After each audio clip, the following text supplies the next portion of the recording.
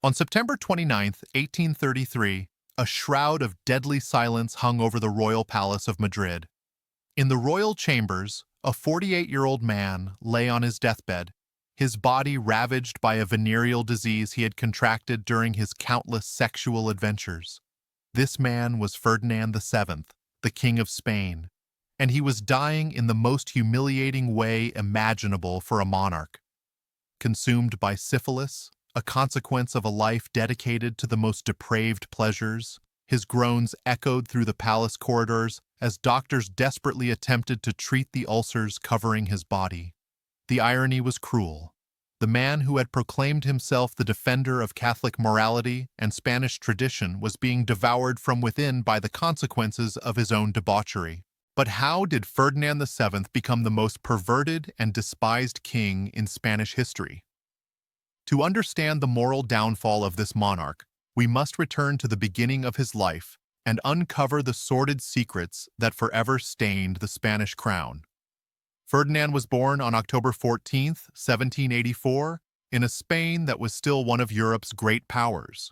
The son of Charles IV and Maria Luisa of Parma, he grew up in a corrupt palace environment where sexual intrigues and betrayals were more common than royal audiences. His mother, Queen Maria Luisa, was notorious for her numerous lovers, including the infamous Manuel Godoy, who practically governed Spain through his influence over the royal family. From his youth, Ferdinand displayed a disturbing personality. At just 10 years of age, he already showed signs of extreme cruelty toward animals and servants. Contemporary accounts describe how he tortured cats for entertainment and forced servants into humiliating acts for his amusement. His tutors, alarmed by his behavior, attempted to correct him but were systematically dismissed or transferred whenever they opposed the prince's desires. Ferdinand's education was a complete disaster. Unlike other European princes who received rigorous intellectual training, he showed interest only in satisfying his most basic impulses. He rejected his studies, despised art and literature, and demonstrated a shocking ignorance about matters of state. His only passion was spying on the intimate activities of courtiers through holes he ordered made in the walls of palace chambers. In 1702, at 18 years old, Ferdinand married his cousin Maria Antonia of Naples. The marriage was supposed to civilize him, but it had the opposite effect. Intimate court reports reveal that Ferdinand subjected his young wife to humiliating and degrading sexual practices. Maria Antonia, an educated and religious princess, was traumatized by her husband's abuse. She began living practically in seclusion, avoiding her spouse's company as much as possible. The situation worsened dramatically when Ferdinand discovered he could use his position to coerce women at court. He began blackmailing ladies-in-waiting, threatening to ruin their families if they refused to satisfy his perverse desires. He developed a particular obsession with married women, considering their seduction a form of power over their husbands. Many nobles were forced to silently accept the dishonor of their wives to maintain their positions at court. In 1706, the premature death of Maria Antonia at 21 years old raised suspicions among court physicians. Though officially she died of tuberculosis, persistent rumors suggested she had been poisoned or died of heartbreak due to her husband's constant abuse. Ferdinand showed complete indifference to his wife's death, cynically commenting that he was now free to seek more interesting pleasures. The Napoleonic invasion of Spain in 1808 should have been a moment of national unity, but Ferdinand saw the crisis as an opportunity for his own interests. During the mutiny of Aranjuez, which forced his father Charles IV's abdication, Ferdinand demonstrated impressive cowardice. Instead of leading resistance against the French, he preferred to negotiate secretly with Napoleon, offering to deliver Spain in exchange for personal guarantees. The meeting in Bayonne between Ferdinand and Napoleon revealed the true nature of the future Spanish king. French witnesses described Ferdinand as a despicable man who humbly begged the French emperor and offered any concession to maintain his personal privileges. Napoleon, accustomed to dealing with cowardly kings, was still impressed by Ferdinand's base character, later commenting that he had never known anyone so vile occupying a throne. During his forced exile at the castle of Valence, Ferdinand lived years of luxury and idleness at Napoleon's expense. Instead of planning his country's liberation, he dedicated himself entirely to carnal pleasures.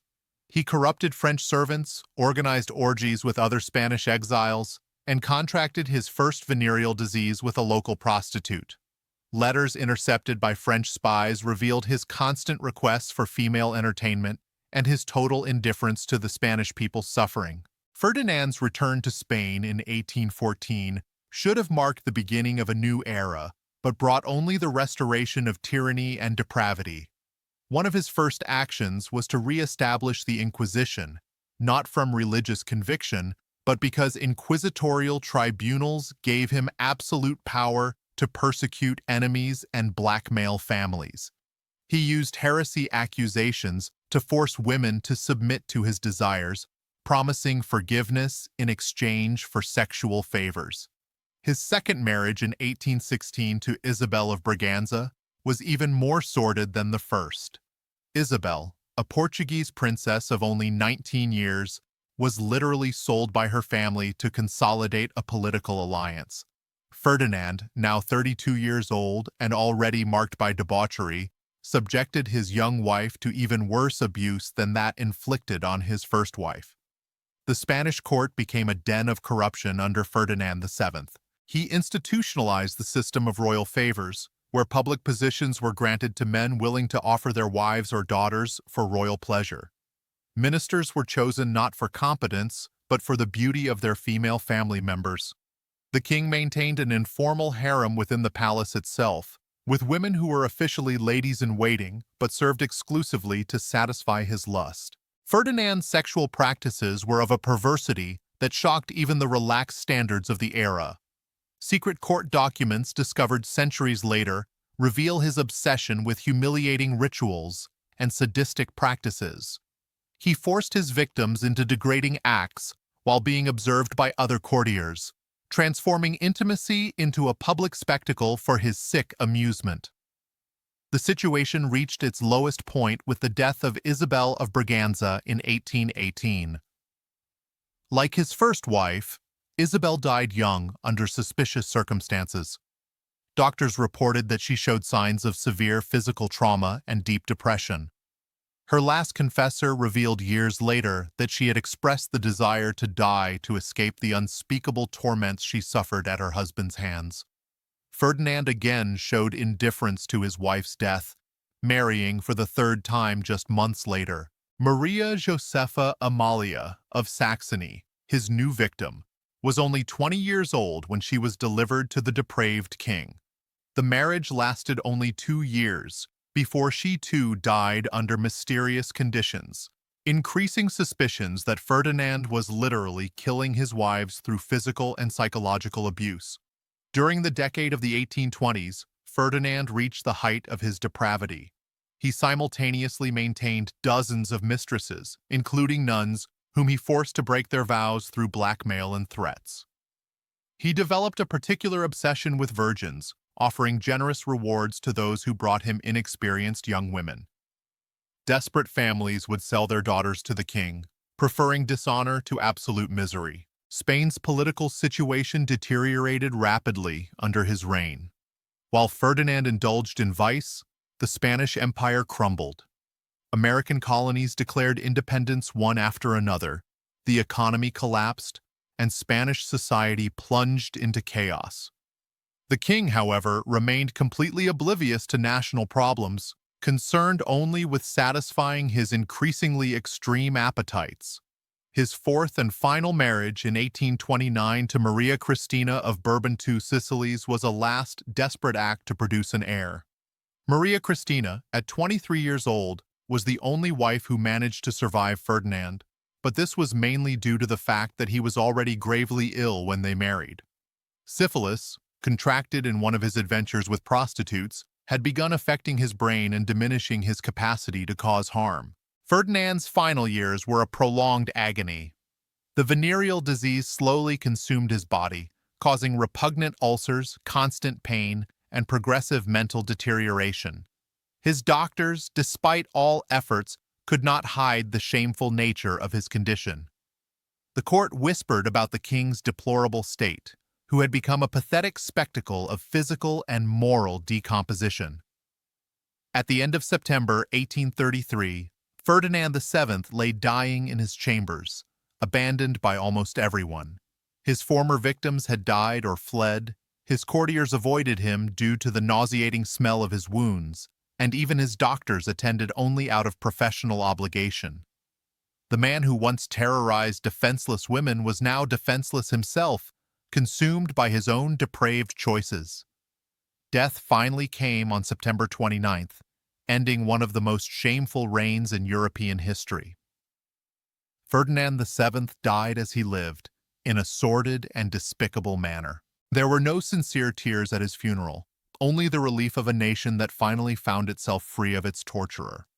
His only legitimate daughter, the future Isabel II, inherited a ruined kingdom and a crown forever stained by her father's depravity. The legacy of Ferdinand VII is one of the darkest in the history of the Spanish monarchy. During his 20 years of effective reign, he transformed Spain from a great power into a backward and despised country. His obsession with carnal pleasures cost the nation its dignity, its colonies, and its position on the world stage. More than that, he established a terrible precedent of how absolute power can completely corrupt a human being. Today, more than 2 centuries later, Ferdinand VII is remembered not as a king, but as a predator who used the crown to satisfy the lowest impulses of human nature. His story serves as a dark reminder that not even royal blood can protect someone from the consequences of a life dedicated to vice and cruelty. The most perverted king in Spanish history died as he deserved, alone, sick, and despised by all who knew him.